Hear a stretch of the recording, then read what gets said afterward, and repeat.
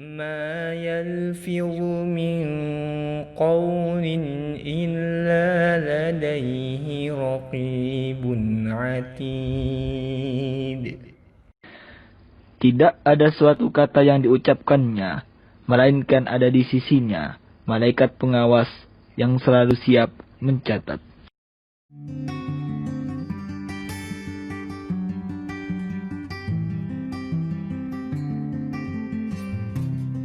Bismillahirrahmanirrahim. Assalamualaikum warahmatullahi wabarakatuh. Alhamdulillahirabbil alamin. Wassalatu wassalamu ala asyrafil anbiya wal mursalin wa ala alihi wa ashabihi ajmain. Amma ba'd. Ma'asyiral muslimin wal muslimat rahimakumullah. Alhamdulillah, Allah Subhanahu wa taala anugerahkan kepada kita nikmat iman, nikmat kesehatan dan nikmat rezeki sehingga kita dapat melaksanakan berbagai macam aktivitas ketaatan dan kehidupan dunia secara baik. Mudah-mudahan dengan syukur kita Allah tambahkan nikmat-nikmatnya kepada kita. Ma'asyiral muslimin wal muslimat rahimakumullah. Kita masih belajar tentang amalan-amalan yang bisa melindungi diri kita dalam kehidupan yang penuh dengan bahaya yang mengancam yang terdapat di sekitar kita, baik yang tampak maupun yang tersembunyi. Maka kita sangat perlu untuk belajar banyak sekali amalan supaya kita terhindar dari hal-hal yang tidak diinginkan. Ma'asyiral muslimin wal muslimat rahimakumullah. Hari ini kita akan belajar tentang rahasia 3 kul yang itu istilahnya orang Indonesia. Qul huwallahu ahad surah Al-Ikhlas, Qul a'udzu birabbil falaq surah Al-Falaq, dan Qul a'udzu birabbin nas surah An-Nas. 3 surah ini istimewa di dalam ajaran Islam dan istimewa untuk kita. Oleh karena itu kita perlu sekali untuk mengetahui rahasianya dan keistimewaannya supaya kita tidak meninggalkannya, supaya kita bersemangat untuk melaksanakannya. Ma'asyiral muslimin wal muslimat rahimakumullah. Dalam hadis dan Imam Bukhari juga menyatakan nama dari 3 surah ini istilahnya adalah Al-Mu'awwizat.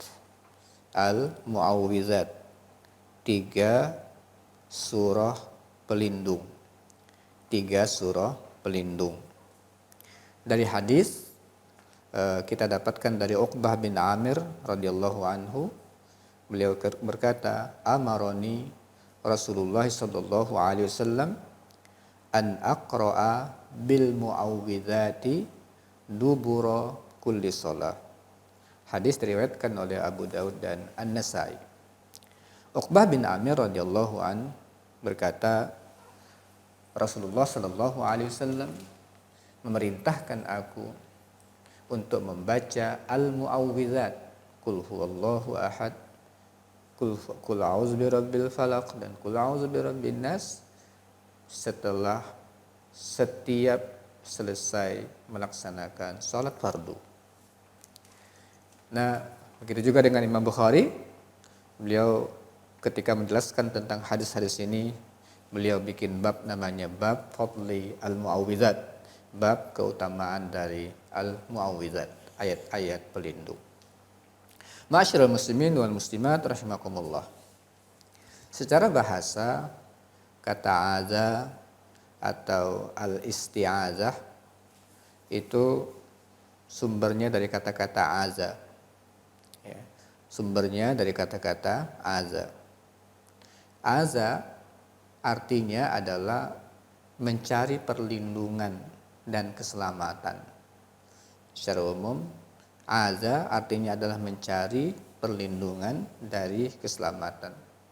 Di hakikat dari kata makna aza atau al-isti'azah ini adalah al-huru min syai'in takhafuhu ila man ya'simuka minhu.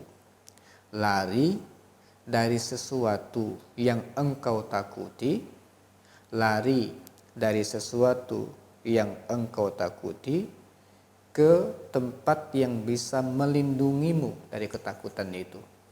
Lari dari sesuatu yang engkau takuti, cari tempat perlindungan sehingga dia yang melindungi kita dari hal-hal yang kita takuti.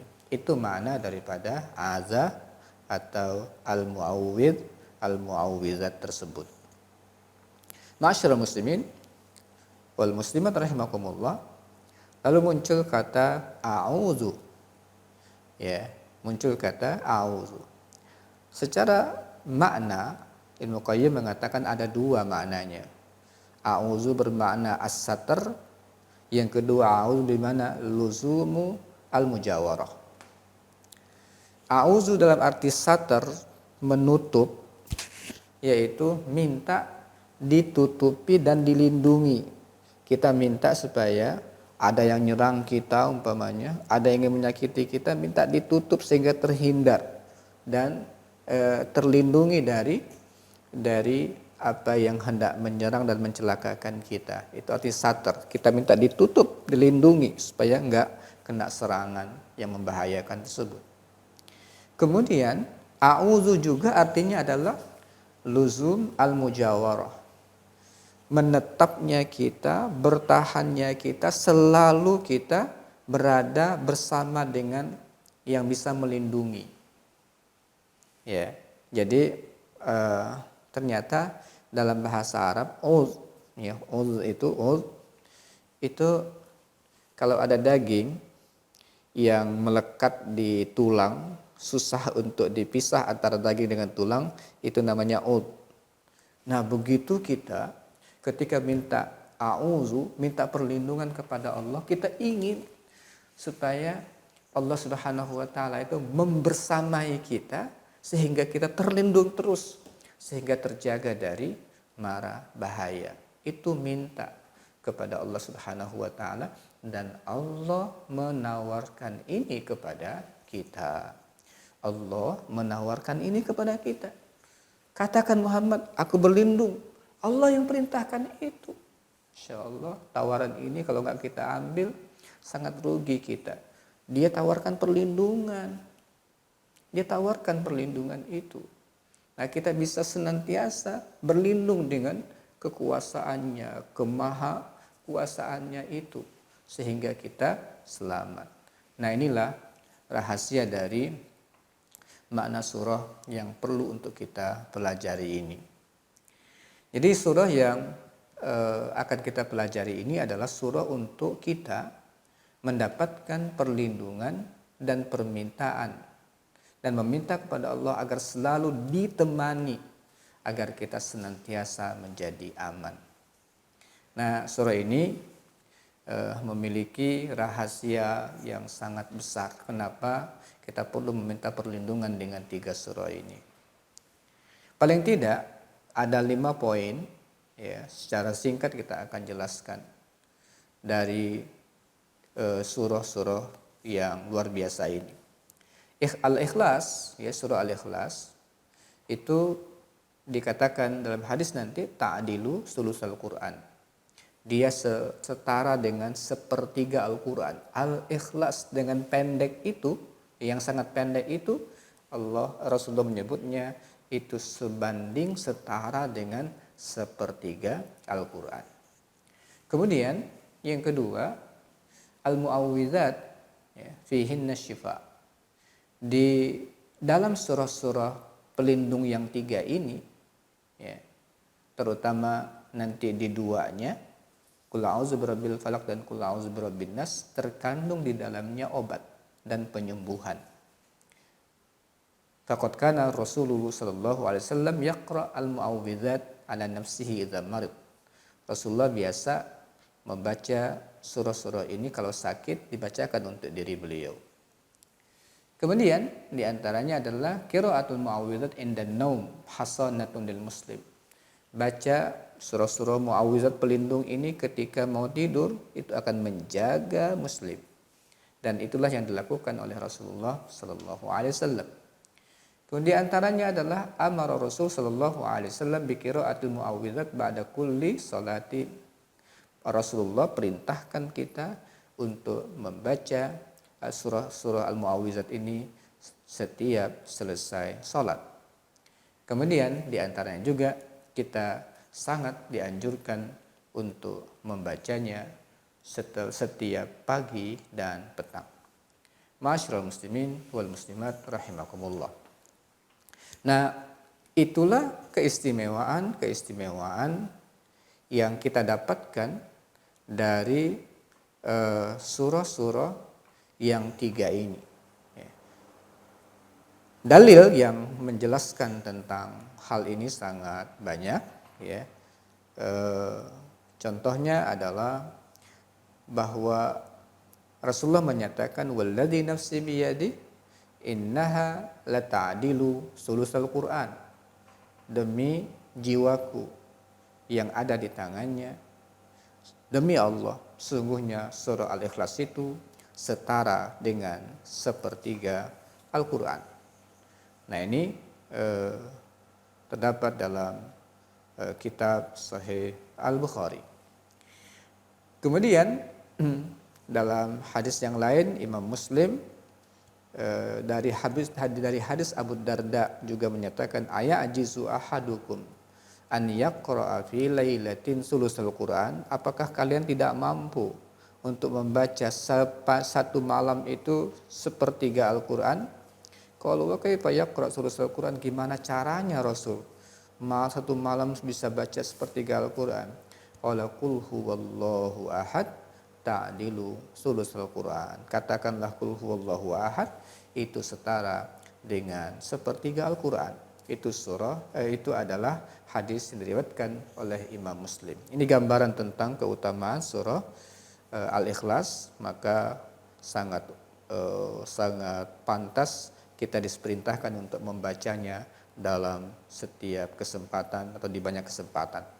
Kemudian juga yang menjelaskan bahwa surah ini adalah syifa, dalilnya adalah hadis Aisyah radhiyallahu anha, anna Rasulullah sallallahu alaihi wasallam kana idza ishtaka yaqra ala nafsihi bil muawwidzat. Kata Aisyah radhiyallahu anha, Rasulullah apabila sakit beliau membaca untuk dirinya surah-surah al-muawwidzat ini. Qul huwallahu ahad, qul a'udzu birabbil falaq, qul a'udzu birabbin nas.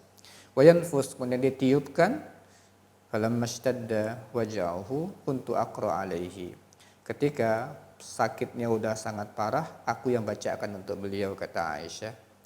Wa amsah biyadaihi, tapi aku usapkan itu dengan kedua tangannya, raja'a barakatiha, untuk mengharapkan keberkahan dari Rasulullah sallallahu alaihi wasallam. Nah, itu tentang bahwa surah ini bisa untuk kita jadikan obat saat kita mengalami rasa sakit. Kemudian yang ketiga, dalil tentang amalan ini juga dibaca menjelang tidur. Hadis Aisyah juga radhiyallahu anha, beliau berkata, kana Nabi sallallahu alaihi wasallam idza awa ila firashihi kulla lailatin jama'a kaffaihi thumma nafasa fihima. Rasulullah itu ketika sudah berada di tempat tidur, lalu setiap malam beliau kumpulkan kedua telapak tangannya ini, lalu ditiupkan, lalu baca apa? Qul huwallahu ahad, qul a'udzu birabbil falaq, qul a'udzu birabbin nas. Kemudian thumma yamsah biha mastata'a min jasadihi biyadi, yabda bihima ala ra'si wa wajhi wa ma aqbala min jasadihi yaf'al dzalika salasa marrat.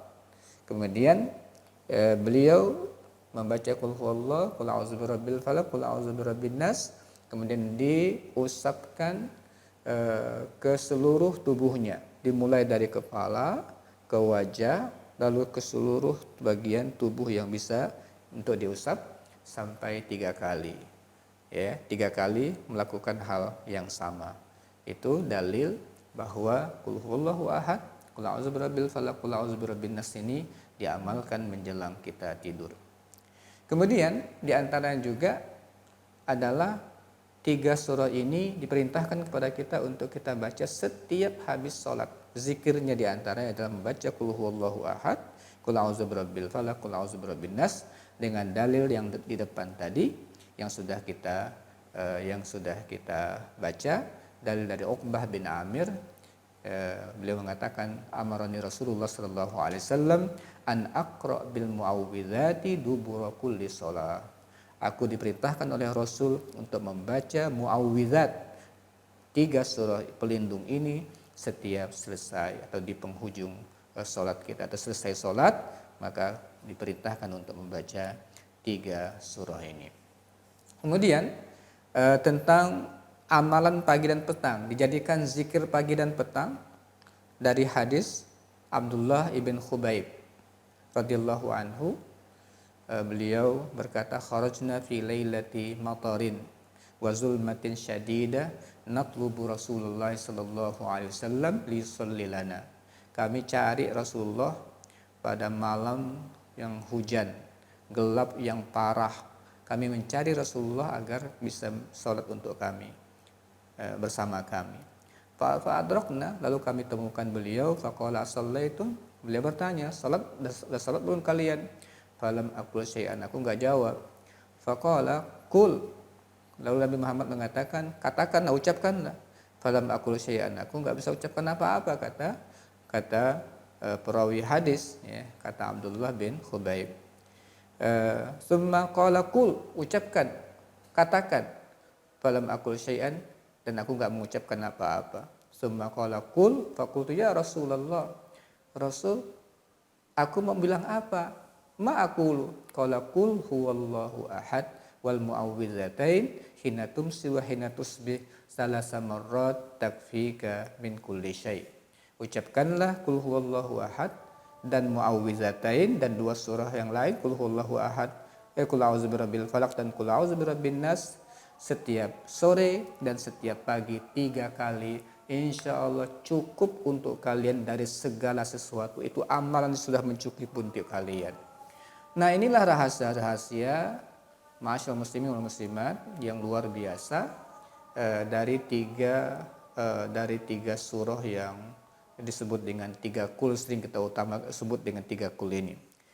Maka sebagai ininya, kesimpulan apa aja amal-amalan yang perlu kita lakukan, kapan menggunakannya? 1, setiap selesai sholat fardu 3 kali ya untuk subuh dan maghrib.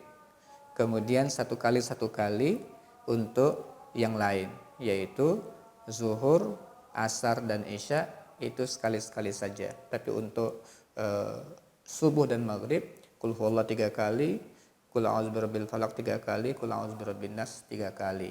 Di antara zikir-zikir yang perlu kita amalkan. Yang kedua, mau tidur, kita juga amalkan ini dengan cara tadi itu, kita tiupkan, setelah itu kemudian kita usapkan ke seluruh tubuh kita, baca lagi, ulang lagi, usapkan lagi, baca lagi, usapkan lagi. Kemudian setiap pagi dan sore, ya, zikir pagi dan petang dijadikan zikir pagi dan petang. Yang keempat, saat mengobati penyakit. Lalu ada apa sebenarnya perlindungan dengan hal-hal seperti ini? Ma'asyiral muslimin wal muslimat rahimakumullah.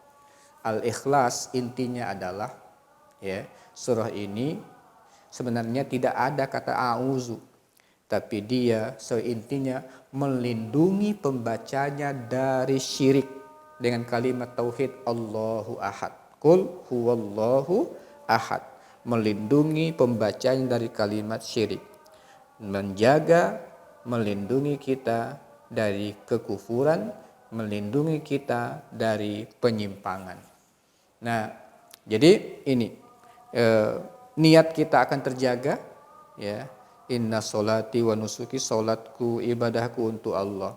Terus kita jaga dengan kita mengucapkan qul huwallahu ahad, bahwa niat kita melakukan segala sesuatu ada karena Allah. Melindungi orientasi hidup kita, bahwa wa mahyaya wa mamati, hidupku, matiku hanya untuk Allah. Kita ingatkan terus dalam menjelang mau tidur, pada waktu sholat, setiap pagi dan petang kita ingatkan orientasi kita hidup itu adalah lillahi ta'ala. Kemudian terakhir insya Allah akan melindungi dia dari api neraka. Kemudian al-falaq ini juga perlindungan, meminta kepada Allah Subhanahu wa taala perlindungan dari semua kejahatan makhluk yang diciptakan oleh Allah. Nah, karena makhluk yang diciptakan ini ada sisi baik, sisi jahatnya. Kita minta kepada Allah sisi jahatnya itu supaya tidak mengganggu kita. Dan kebanyakan jahatnya itu muncul ketika malam. Ya, wa min syarri ghasiqin idza waqab. Ketika malam telah gelap gulita, kejahatan itu muncul. Dan memang penelitian mengatakan apapun namanya kejahatan itu lebih banyak terjadi pada waktu malam mereka beraksi. Begitu juga dengan hewan, makhluk-makhluk itu yang berbahaya juga kadang-kadang muncul pada waktu malam. Nah, padahal pada saat itu kita harus istirahat, nggak berdaya sama sekali. Kepada siapa kita bisa berlindung? Tidak ada, kecuali kita memanfaatkan tawaran Allah. Kalian nggak apa-apa tidur, aku akan jaga kalian. Masya Allah, seperti itulah Allah Subhanahu wa taala Rahman dan Rahimnya itu. Dia jaga, biarkan kita untuk istirahat, kemudian dia tawarkan perlindungan darinya untuk menjaga kita.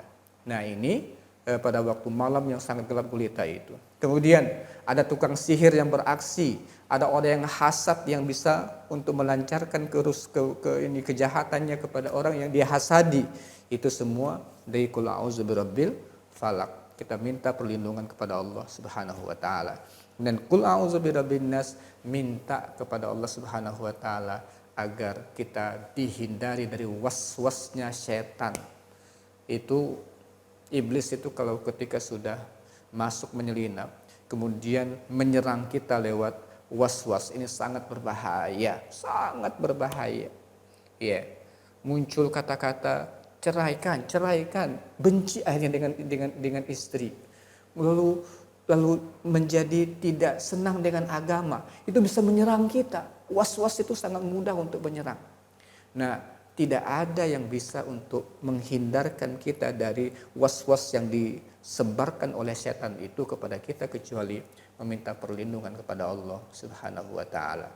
Jadi, amalan 3 kul ini jangan ditinggalkan dalam setiap kesempatan ditawarkan oleh Allah, yaitu yang pertama setiap habis sholat fardu, sudah kita sebutkan tadi 3 kali subuh dan maghrib, 1 kali sholat yang lain. Kemudian menjelang tidur, ya, baca 3 kali sambil mengusap seluruh tubuh. Kemudian setiap pagi dan petang baca juga. Dan ketika kita dalam keadaan sakit, mudah-mudahan dengan cara kita mengamalkan seperti ini, betul-betul Allah memberikan perlindungan kepada kita sekalian. Dan itulah yang kita harapkan dalam hidup ini, selalu terjaga dan dijaga oleh Allah Subhanahu wa taala. Mudah-mudahan bermanfaat bagi kita. Mari sama-sama kita mengamalkan surah-surah yang hebat ini yang diajarkan oleh Rasulullah sallallahu alaihi wasallam, dan Allah Subhanahu wa taala yang menawarkan kepada kita agar kita meminta perlindungan kepadanya. Mudah-mudahan dengan kita melakukannya, Allah Subhanahu wa taala akan melindungi kita. Tapi jangan lupa, kalau kita ingin meminta perlindungan kepada Allah, mari kita dekatkan diri kepada Allah Subhanahu wa taala. Jangan melawan perintah-perintah Allah. Mudah-mudahan dengan kita meminta dan kita taat, permintaan kita semakin mudah untuk dikabulkan oleh Allah Subhanahu wa taala. Aqulu qouli hadza wa astaghfirullah li wa lakum. Assalamualaikum warahmatullahi wabarakatuh.